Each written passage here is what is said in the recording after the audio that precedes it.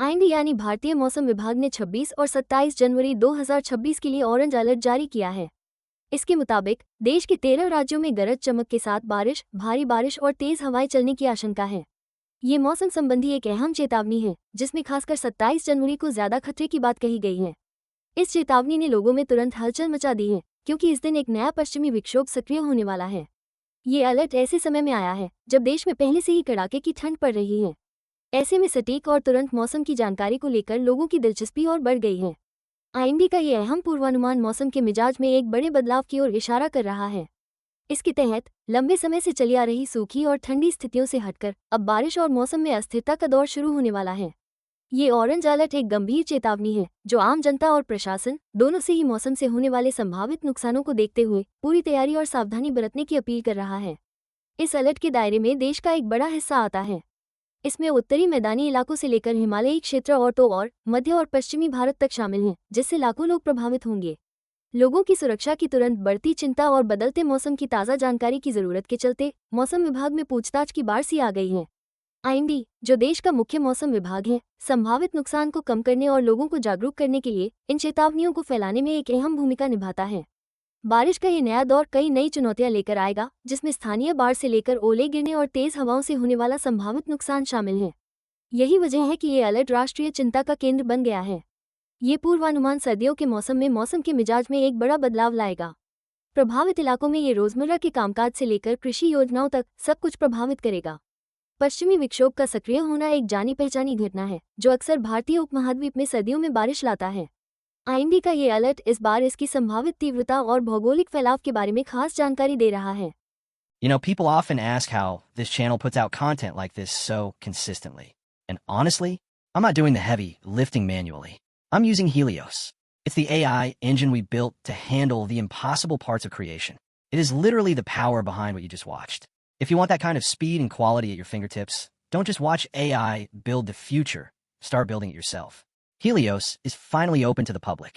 Check the link in the description and go bring the heat. मौसम विभाग ने 13 राज्यों के लिए ऑरेंज अलर्ट जारी किया है। इसमें दिल्ली, उत्तर प्रदेश, राजस्थान, पंजाब, हरियाणा, जम्मू कश्मीर, हिमाचल प्रदेश, उत्तराखंड, मध्य प्रदेश, बिहार, छत्तीसगढ़, तमिलनाडु और महाराष्ट्र के कुछ हिस्से शामिल हैं। इन अलग अलग इलाकों के लिए मौसम का अनुमान भी अलग अलग है। उत्तर भारत में, जिसमें दिल्ली एनसीआर, उत्तर प्रदेश का बड़ा हिस्सा मेरठ से अयोध्या तक और राजस्थान शामिल हैं, यहाँ गरज के साथ बारिश और ओले गिरने की जताई गई है। वहीं जम्मू कश्मीर, हिमाचल प्रदेश और उत्तराखंड जैसे पहाड़ी इलाकों के लिए भारी बारिश और बर्फबारी की चेतावनी है, जिससे हालात मुश्किल हो सकते हैं।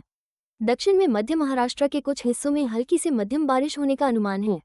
मौसम का पूर्वानुमान काफी डिटेल में दिया गया है। दिल्ली और उत्तर प्रदेश जैसे इलाकों में हवाएं 30 से 60 किलोमीटर प्रति घंटे की रफ्तार से चल सकती हैं और झोंके 60 किलोमीटर प्रति घंटे तक भी पहुंच सकते हैं। 27 जनवरी में न्यूनतम तापमान 9 डिग्री सेल्सियस और अधिकतम तापमान 19 डिग्री सेल्सियस के आसपास रहने का अनुमान है। जम्मू कश्मीर में 27-28 जनवरी को हल्की बारिश या बर्फबारी हो सकती है।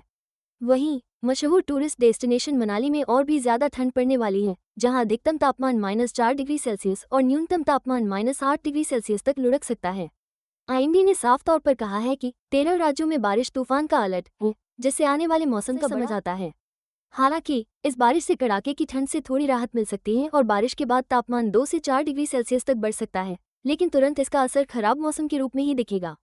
आपको बता दें कि 26 जनवरी को दिल्ली में अधिकतम तापमान 18 डिग्री सेल्सियस और न्यूनतम 5 डिग्री सेल्सियस दर्ज किया गया था और अब ये बदलाव होने वाला है। आईएमडी की इस पूरी रिपोर्ट से साफ है कि यह मौसम का सिस्टम कितना पेचीदा है और भारत के अलग अलग हिस्सों पर इसका अलग अलग असर दिखेगा।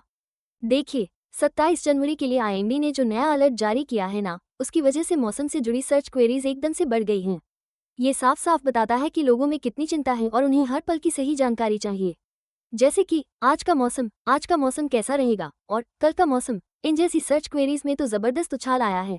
ये दिखाता है कि लोग मौसम को समझना चाहते हैं और आने वाली परिस्थितियों के लिए तैयारी करना चाहते हैं। और जब लोग 27 जनवरी 2026 का मौसम जैसी सटीक क्वेरीज कर रहे हैं, तो ये साफ दिखाता है कि लोग आईएमडी की उस खास तारीख वाली चेतावनी पर सीधे सीधे रिएक्ट कर रहे हैं। इतना ही नहीं, क्या आज बारिश होगी और 26-27 जनवरी को बारिश का अलर्ट जैसी बातें भी साफ साफ बताती हैं कि लोग आने वाली बारिश और आंधी तूफान को लेकर कितने चिंतित हैं।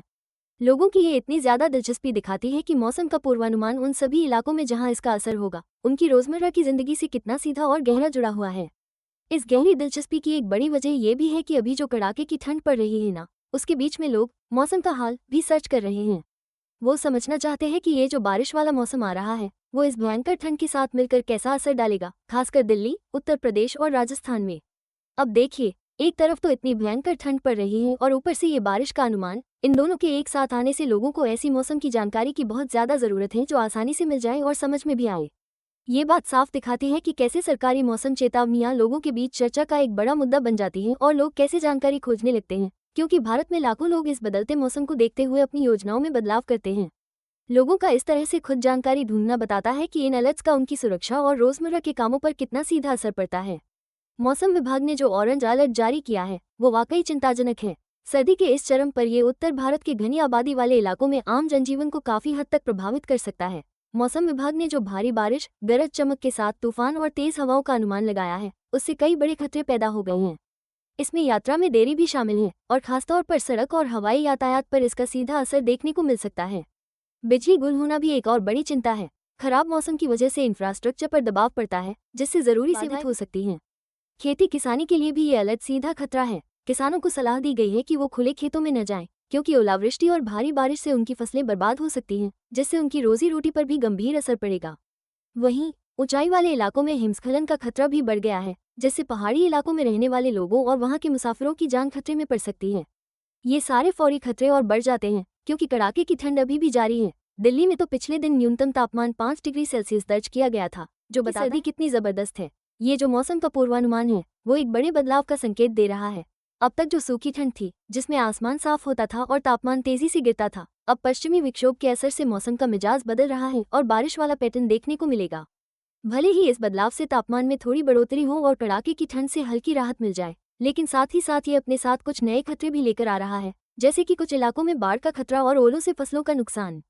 इसका बड़ा असर आम जनमानस की सुरक्षा पर भी है। यही वजह है कि लाखों लोग अब मौसम के ऐप्स और न्यूज अपडेट्स लगातार चेक कर रहे हैं, और वो भी 26 जनवरी को गणतंत्र दिवस के जश्न की तुरंत बाद। लोगों में बढ़ती ये जागरूकता दिखाती है कि वे आने वाले मौसम के प्रभावों से निपटने और उसके हिसाब से खुद को ढालने की सामूहिक कोशिश कर रहे हैं। लगातार पड़ रही ठंड और बारिश का ये नया दौर प्रभावित राज्यों के लोगों के साथ साथ आपातकालीन सेवाओं के लिए भी एक दोहरी चुनौती बनकर सामने आया है। ऐसे में सुरक्षा और कम से कम परेशानी हो, इसके लिए बेहद सावधानी से योजना बनाने और सतर्क रहने की जरूरत है। आईएमडी के ऑरेंज अलर्ट के आर्थिक असर बहुत ज्यादा हो सकते हैं, खासकर भारत के कुछ अहम सेक्टरों और कई इलाकों के लिए। उत्तर प्रदेश और राजस्थान जैसे राज्यों में जहां खेती बाड़ी अर्थव्यवस्था की रीढ़ मानी जाती है, वहां तो ये खतरा और भी बढ़ जाता है। ओलावृष्टि और बहुत ज्यादा बारिश से फसलों को भारी नुकसान हो सकता है, जिससे किसानों को तो तगड़ा आर्थिक झटका लगेगा ही, साथ ही क्षेत्रीय अर्थव्यवस्थाओं और खाने पीने की चीजों की सप्लाई चेन पर भी बुरा असर पड़ेगा। खेती बाड़ी के अलावा दिल्ली एनसीआर जैसे बड़े भीड़ वाले महानगरों में रोजाना आने जाने वाले लोगों को भी काफी परेशानियों का सामना करना पड़ सकता है।